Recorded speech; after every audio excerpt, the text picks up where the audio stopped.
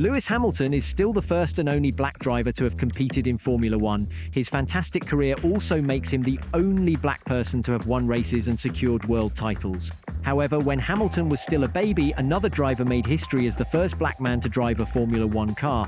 In this particular case, he was an African American. There is no sport more exciting than racing. This is the next best thing to heaven. William Theodore Ribbs, better known as Willie T. He was the first black racing driver to drive a Formula One car. Willie tested for Brabham at Estoril in 1985. The idea came from Bernie Ecclestone, who recognized the marketing potential such an event could have if it turned out well. Willie dreamt of becoming a Grand Prix driver after meeting Dan Gurney as a boy, and he followed up on that dream by coming to England in 1977 to compete in Formula Ford. Despite racing and beating the likes of Nigel Mansell, he ran out of money and was forced to return home to the US to continue his racing career. And it was there, in Formula Atlantic, NASCAR and Trans Am, that he experienced racist abuse at the racetrack. He even received death threats on a number of occasions. But Willie never gave up, the abuse only spurring him on to greater heights.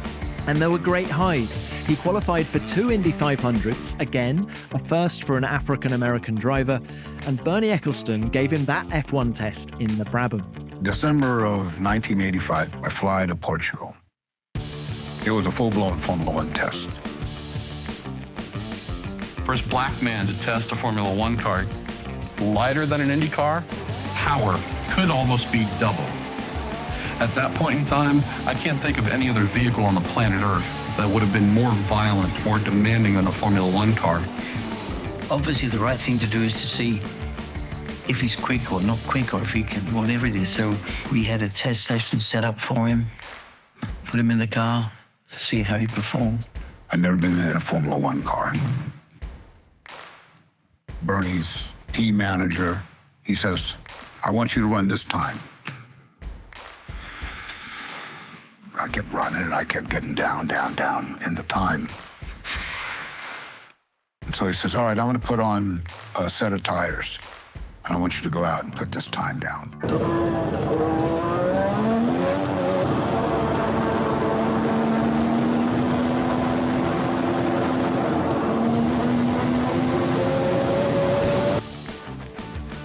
I went a second under the time that they wanted me to do. I came in, he says, great job. He says, you can get out. That's all he wanted to see. And I was to find out later, he bet Bernie that I would not get under the time that they had for me. And we were quite surprised, and happily surprised as well. And I thought, this is somebody we can get on with and make it all happen.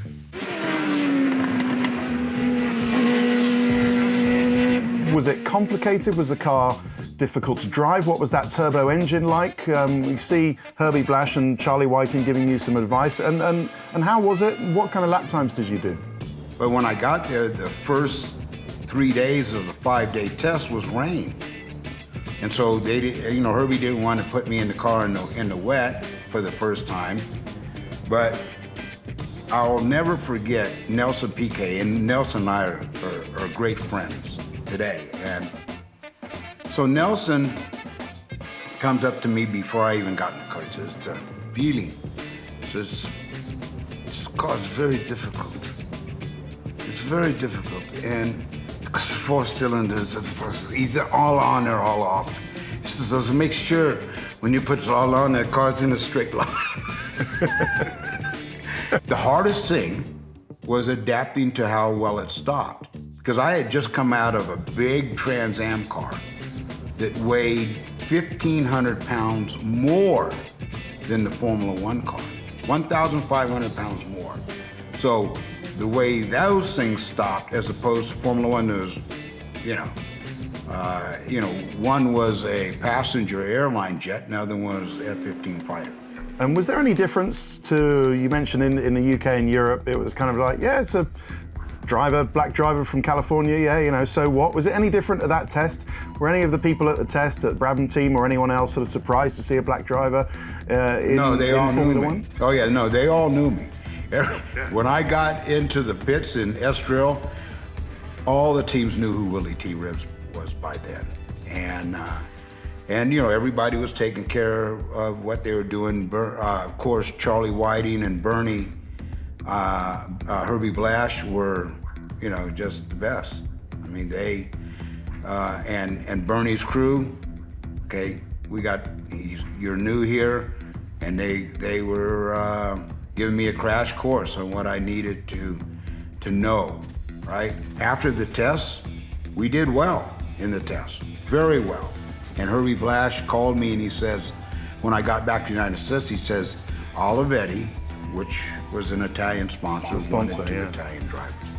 And I understood that. I totally got it. And I don't think there was any bias from ethnicity other than they wanted, you know, Italian drivers for Italian sponsors. It was Patrese and DeAngelis, and that's what Olivetti wanted, and I understood that. I got that. Yeah. I'd have loved to have had a black world champion in our team. That would have been, for me, quite magic. Do you ever think about any sort of answers as why it took so long between when you hung up your helmet and when Lewis Hamilton came along and became the most successful Formula One driver of all time? Why did it take so long to have more black participation in top-level motorsport? For one, there's so many different sports leagues that that any athlete can go into, black, white, or Asian, Hispanic. There's so many sports to choose through that are an easier path, right? And cheaper, I guess. Talent. And cheaper, right. Auto racing is its own animal as a sport, and it takes so much. I was lucky I had a family that could afford to get me going, but you know, drivers of color, to get started, and I'm going to refer back to Ron Dennis. Anthony Hamilton had to work 2 jobs just to keep his son on a go-kart. Well, I mean, you only can race that go-kart for so long, and you got to move on. Well, the cost to move on, it's so expensive that you're not going to see drivers of color come in a stampede. Now, with what Lewis is trying to do and what Formula One is trying to do with this Commission on Diversity and Inclusion and bringing them in, that is going to make it more available, make it easier for someone who wants that to be their career, not just on the driver's side, but on the technical side, on the engineering side. The manufacturers who make $1 trillion from everybody, right? All people buy cars. The manufacturers have a responsibility to make that happen as well, right? You got to ante up as well to see that the sport moves progressively to the way the world looks. Definitely, and also, you know, kids need to have role models to look up to, and you play a part in that, and Lewis plays a part in that especially. And Lewis is an inspiration for so many. Well, I get asked by young black men today, every day nearly, on my emails and texts, and how did you do it, and what direction do we need to go in? Well, Lewis and myself, we've written the playbook, okay? Here's the playbook, read it, right? Read it. But more importantly, it starts with finance and people who believe in you. And now, more than ever, there's team owners out there that are looking for the next Lewis Hamilton. Believe it. I'll tell you what else is a gamble, Willie, and that's Lewis putting himself out there by using his platform to push for racial equality. Black Lives Matter, George Floyd, Breonna Taylor. How important is that in your eyes? I've never seen any driver that's been attacked the way Lewis has been attacked for standing up what's right for humanity, all right? Not just, and a lot of athletes do it, and a lot of entertainers do it.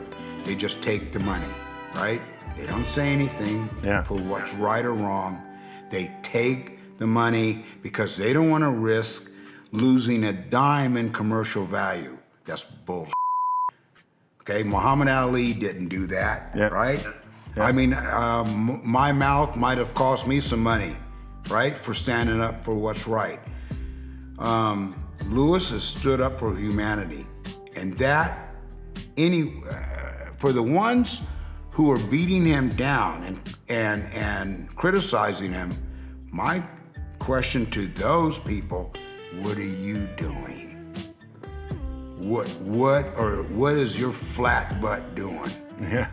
Right? They can, I mean, words are, and he's putting his money where his mouth is as well. The Hamilton Commission, you know, that's his own money he's putting in there to make a change, to make a difference, to encourage kids from all sorts of backgrounds, you know, who wouldn't ordinarily have thought of motorsport as something they can get into. They can and they will, and he's going to make a difference and a change like that. It's incredible. Sure, and that's not helping Lewis.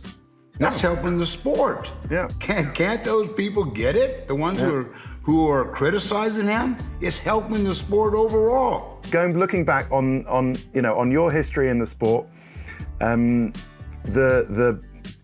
prejudice that you faced, looking back on the way that you dealt with it, you know, what would you say is something that we can all learn from your experience? Strong like bull, cool like cucumber. That's right. You just have to have resolve. You can't not take no for an answer, no matter who you are. I mean, you look at all the most successful people in sports and business and even politics. If you know you've got the ability, no matter who you are, you keep grinding, man. Because it teaches you a lot about yourself. You know, you started it. You made history. Lewis has made history.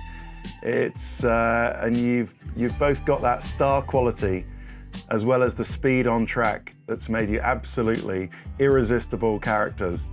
Okay, Willie T. Ribbs. All right, baby. It's been a pleasure. Thank you so much for your time. Best to UK. I love you.